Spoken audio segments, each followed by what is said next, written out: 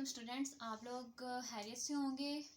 तो पिछले मैंने 3 लेक्चर जो हैं वो आप लोग को डिलीवर किए हैं। अगर आपको उन मेरे मेथड की समझ आ रही है तो आप लोग कमेंट बॉक्स में कमेंट करके मुझे बता सकते हैं। और अगर आपको कहीं पे कोई प्रॉब्लम आ रही है तो वो भी आप मुझे बता सकते हैं ताकि मैं उसको भी सॉर्ट आउट कर सकूँ। देन आप लोगों को अगर नई वीडियोस की अपडेट रहना चाहते हैं तो आप लोग क्या करें, चैनल को सब्सक्राइब करके बेल आइकन के बटन को दबा दें ताकि डेली बेसिस पे जो मैं वीडियो अपलोड करती हूँ आप लोग को उनका लिंक मिल सके। पिछले अपने 3 लेक्चर्स के अंदर आप लोगों को सिंपल हार्मोनिक मोशन और सर्कुलर मोशन में रिलेशन जो है उसको समझाने की कोशिश की है। उसके ऑलमोस्ट हम लोगों ने 3 जो है लेक्चर जो है कंप्लीट कर लिए हुए हैं। इसके रिलेशन का अभी जो हम लोग ले रहे थे सर्कुलर मोशन में पार्टिकल की प्रोजेक्शन, उसके लिए हम लोगों ने इंस्टेंटेनियस डिस्प्लेसमेंट इंस्टेंटेनियस वेलोसिटी जो है उसका रिलेशन जो है वो फाइंड आउट कर लिया। अब लास्ट हमारे पास टर्म रह गया इंस्टेंटेनियस एक्सीलरेशन।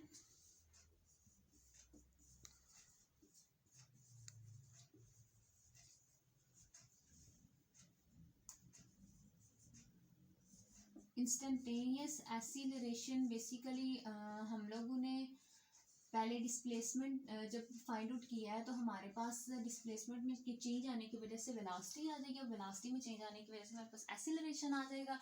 हम लोगों ने स्टार्ट में जो सर्कुलर मोशन को डिस्कस किया था, मैं सबसे पहले उसको थोड़ा सा बताऊंगी कि हमारे पास यहाँ पे जो हम चीज़ें ले रहे थे वो किस किस जगह पे हम लोग कैसे किस तरह से हमने उसको मेंशन किया हुआ था। सबसे पहले हम लोग सर्कल का सेंटर लेते हैं जिसको हम ओ से डिनोट करेंगे।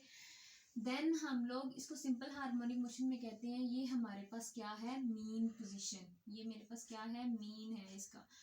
तो जब हमारे फिर हमने क्या किया था, एक डायामीटर लिया था जो कि हमने उसको शो किया था DE से।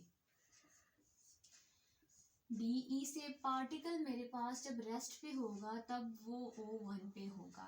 रेस्ट पे मीन टू से दैट हमारे पास जब जो फेज आएगा उसकी वैल्यू हमारे पास 0 डिग्री होगी।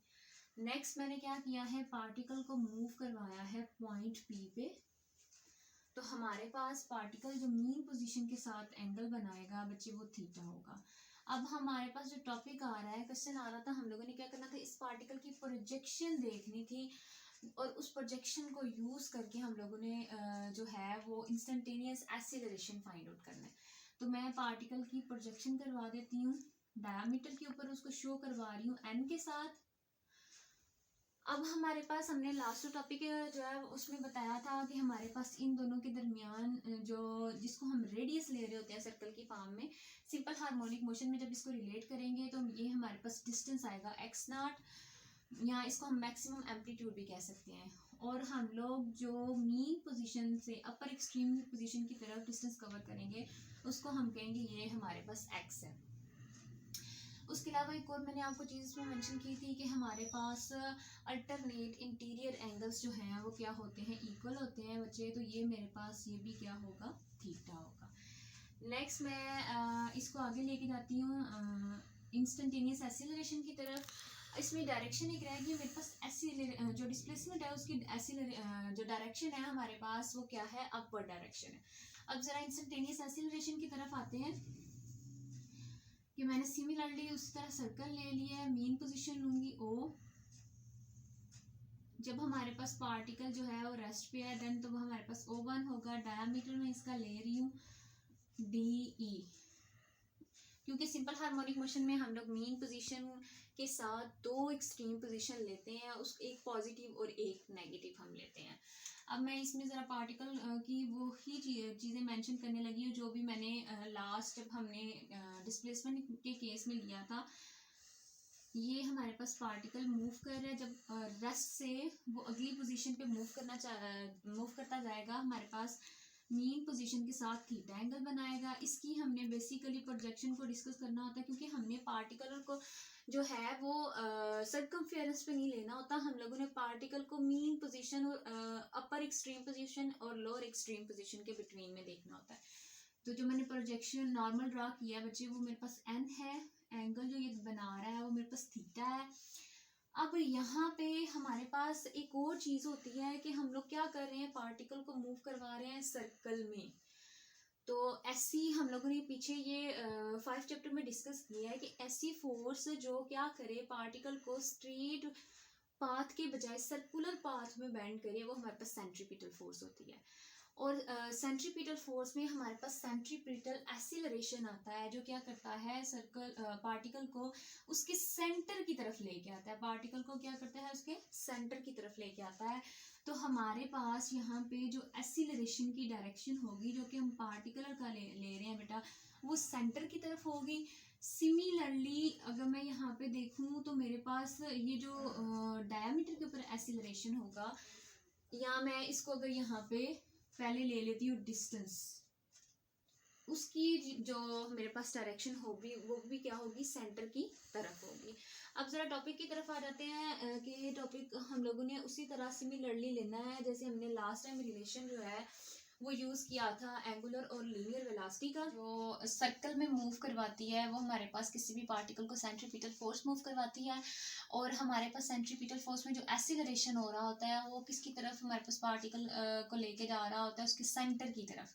तो यहाँ पे सेंट्रीपिटल एक्सीलरेशन को देखते हैं, हमारे पास सेंट्रीपिटल एक्सीलरेशन बची होता है v स्क्वायर ओवर r। तो इस केस में हम लोग डिस्टेंस को जो ले रहे थे, रेडियस को ले रहे थे, वो x0 बचे ले रहे थे। तो मैं यहाँ पे r को रिप्लेस कर देती हूँ, ये मेरे पास क्या है, v स्क्वायर ओवर x0। तो सर्कल की फॉर्म में हम मोशन को डिस्कस कर रहे हैं, देन हम लोग जो लीनियर वेलोसिटी है उसको ले लेंगे एंगुलर वेलोसिटी की फॉर्म में। तो हम लोगों ने ये रिलेशन पढ़ा हुआ है v is equal to R omega. तो इस केस में हम लोग आर को रिप्लेस करें एक्स नॉट किसके, तो हमारे पास v is equal to X naught omega आ जाएगा, इसका स्क्वायर है तो हमारे पास इन दोनों का स्क्वायर आ जाएगा। एक एक्स नॉट इसके साथ कैंसिल हो जाएगा, तो ए की वैल्यू मेरे पास यहाँ पे आ गई है एक्स नॉट ओमेगा स्क्वायर, जो कि हमारा फर्स्ट एक्सप्रेशन है कि हमारे पास हम ले रहे हैं जो एन की प्रोजेक्शन ले रहे हैं मीन पोजीशन के ऊपर, पार्टिकल की प्रोजेक्शन ले रहे हैं एन मीन पोजीशन के ऊपर, उस हमारे पास एक्सीलरेशन ए पी आ जाएगा x naught omega square. Next हम लोगों ने सिमिलरली बिल्कुल उसी तरह इसके वर्टिकल और हॉरिजॉन्टल कंपोनेंट ले लेते हैं। मेरे पास ए पी एक्स आएगा यहाँ पे A P cos theta. Similarly मेरे पास ए पी वाई आएगा ए पी साइन थीटा। अब सबसे पहले मैं साइन थीटा जो है उसको फाइंड आउट करूंगी। तो मेरे पास साइन थीटा, अगर आप फ्रॉम फिगर देखो, हम लोग ट्राइंगल को जो है बच्चे इस साइड पे नीचे ड्रा कर लेते हैं। ये मेरे पास मीन पोजीशन है, ये मेरे पास पार्टिकल है, ये मैंने इसकी प्रोजेक्शन ड्रा की थी एन है, और इसको मैंने मीन पोजीशन के साथ मिला दिया है ओ के साथ। तो हम लोगों ने यहाँ से अगर साइन थीटा की वैल्यू फाइंड आउट करनी है तो मेरे पास साइन थीटा आ रहा है एक्स नॉट और एक्स। एंगल के साथ हमेशा हम जो लेते हैं बेटा ट्रिग्नोमेट्रिक फंक्शन, वो मेरे पास कॉस थीटा होता है। तो साइन थीटा यहाँ से आ जाएगा मेरे पास एक्स ओवर एक्स नॉट। तो अगर मैं इससे मैं वैल्यू पुट कर दूँ तो मेरे पास ए पी वाई, हम एक्सेलरेशन फाइंड आउट कर रहे हैं तो इसको मैं ए का नाम दे देती हूँ। ए पी की अभी मैंने वैल्यू यहाँ पे लिखी थी, ये पुट कर देती हूँ एक्स नॉट ओमेगा स्क्वायर, और साइन थीटा की वैल्यू भी मेरे पास आई है एक्स ओवर एक्स नॉट।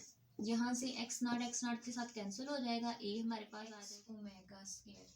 ये मेरे पास आ गई है एक्सीलरेशन की वैल्यू, इंस्टेंटेनियस एक्सीलरेशन की वैल्यू। अब मैंने आपको पिछला रिलेशन जो डायग्राम थी उसको क्यों ड्रा करके दिखाया था कि यहाँ पे हम लोगों ने इसको डिस्कस करना है कि यहाँ पे मेरे पास डिस्प्लेसमेंट की डायरेक्शन अपवर्ड है, लेकिन इंस्टेंटेनियस एक्सीलरेशन में मेरे पास डिस्प्लेसमेंट की जो डायरेक्शन है बच्चे वो डाउनवर्ड है। इस वजह से नेक्स्ट उन्होंने हमारे पास डिस्कस किया हुआ है कि ए हमारे पास होता है नेगेटिव एक्स ओमेगा स्क्वायर, कि हमारे पास ए जो है वो नेगेटिव साइन कैसे आया कि हमारे पास दोनों की डायरेक्शन जो है वो अपोजिट है। देन हम लोग डायरेक्शन जो है वो अपोजिट होने की वजह से एक को पॉजिटिव कर देंगे, एक को नेगेटिव कर देंगे। तो आप अभी तक जो रिलेशन पढ़ते आए हो स्प्रिंग मैथ सिस्टम में कि मेरे पास स्प्रिंग मैस सिस्टम होता है ओमेगा स्क्वायर एक्स, तो इसको हम कह सकते हैं ए डायरेक्टली प्रोपोर्शनल माइनस एक्स के। एक और चीज़ इसमें रह गई है कि हमने बताना है कि हमारे पास ओ जो मीन पोजीशन है,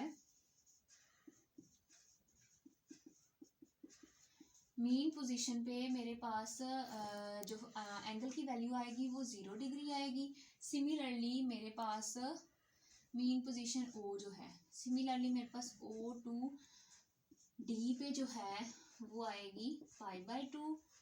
नेक्स्ट या फिर और लिख सकते हो 90 डिग्री। आगे हमारे पास डी टू ओ आएगी पाई और 180 डिग्री। ओ टू ई पे आएगी 270 डिग्री। और आप ले सकते हो यहाँ पे 3π/2।